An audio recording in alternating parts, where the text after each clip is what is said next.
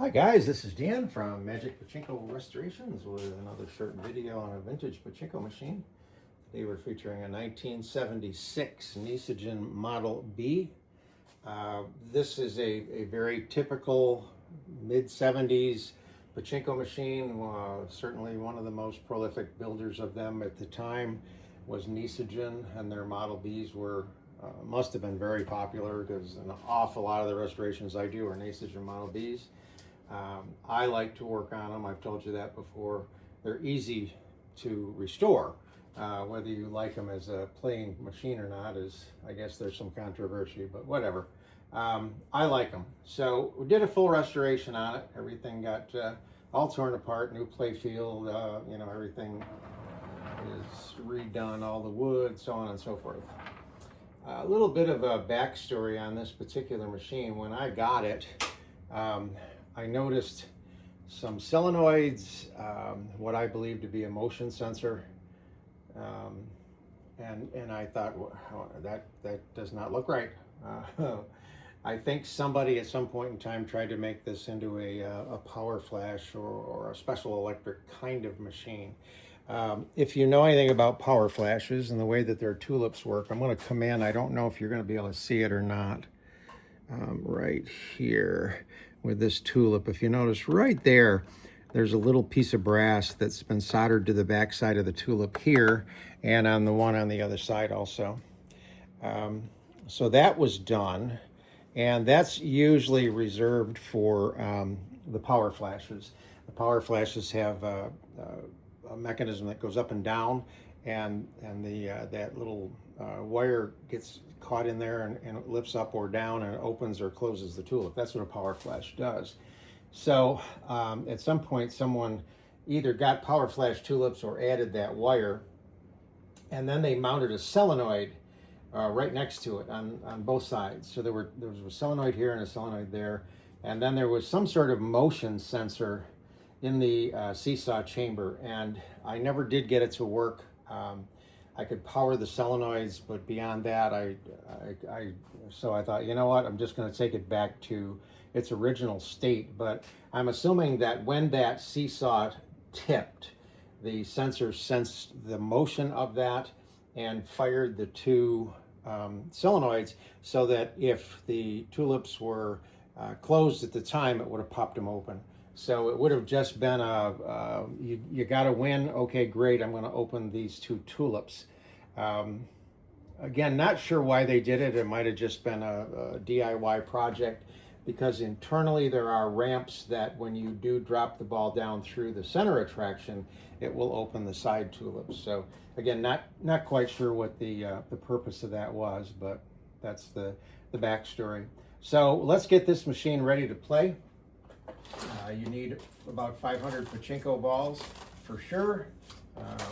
More is always better. So the first thing that you do when you get ready to load this is you're going to look right here. And this is your ball dump latch. And I have it marked in red. There's actually a little arrow that points to the right. So before you put any balls in it at all, you're going to push this to the right, and those two metal pieces latch together. If they're not, what happens is when you put a ball in here, it's going to run all the way through and go right out the exit chute. So you want to latch this so that as the balls flow, they'll go across and into the jackpot. And that's what you want. So when you first start to load this up, as always, you want to just start with a handful of balls. That way, if you forgot the latch, you only have a handful of balls on the floor instead of a whole bucket.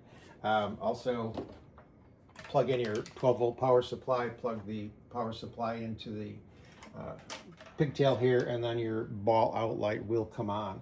That is controlled by this micro switch here. And when the weight of the balls pushes this down, it's going to lift up off of the micro switch and turn the light off. When there's no balls there, then this will drop down and turn the light on. So we'll continue to pour balls into the upper feeder. All right, so we know the flow is correct. So now we can dump a whole bunch in. Obviously, if you should have 500, you want to put 475 of them up in there. You only need a handful to get started. So now this is full. This is full with a double row of balls. The turnaround has a double row of balls. There's a double row of balls in the lower feed tray, and then 7 balls on either side of the jackpot. And that's where the flow of balls stops, and that's the situation that you have when you do have your machine loaded properly. So now you need something similar to this that is wide enough to span from here to here. And that's just a perfect size. The losing balls are going to drop out of the machine here, and the winning ball will drop out of the machine here. In the parlors, the losing and winning balls would drop out and run down a ramp, be collected. Somebody would scoop them up and put them back in the hoppers. So obviously, when you own your own Pachinko machine, this will get some balls in it. You just do that occasionally and you're ready to go. Now the last thing that you need to do to get the machine ready for play is make sure that the seesaw is set properly. Inside, this is the seesaw chamber. Inside there is a white piece of plastic, sits on an angle like this, and that's where you want it. You want the right end up and the left end down. You don't want it this way. Your machine won't work if it's that way. So you want to make sure it's this way. If your seesaw is tipped down, most machines have a little push rod right underneath. You just push up on the rod and it'll bring the seesaw up. There's actually a little label there that says push up to get it ready to play. So that's very, very important. And that is one place where the balls will jam if that's not set right. So fully loaded seesaw up, we're ready to go. There we go, no glare. So now again, you just need a few balls to get started. So when you play Pachinko, your fingers go under the finger rest. Your thumb comes here. You push down and just let go. I mean, it's pretty simple. There's really nothing to it. And you launch the ball. Now, if I go all the way down and let go, the ball will come over, hit the bumper, and typically stay on this side of the machine. So if you have this tulip open, you want to be able to get the ball all the way over to the right-hand side. There we go. So that was our first win. A ball went into this tulip, even though it was closed. And as it went in, it opened it. It dropped down through on the backside this tulip and opened it.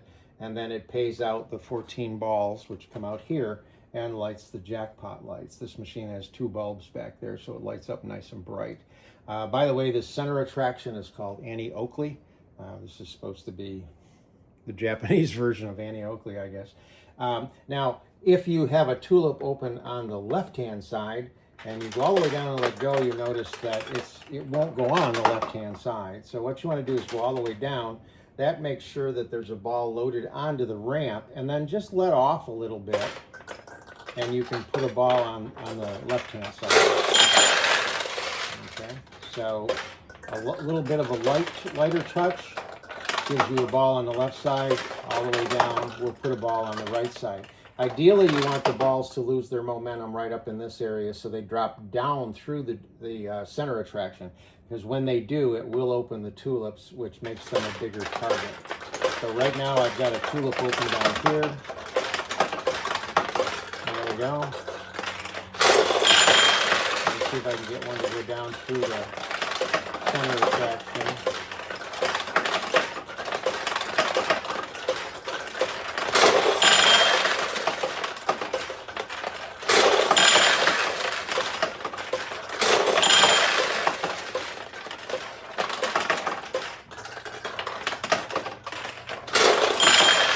Well, I never did get one to go down through the center attraction, but I have in the past. It will go down through there. So that's the 1976 Nishijin Model B. Hope you like it.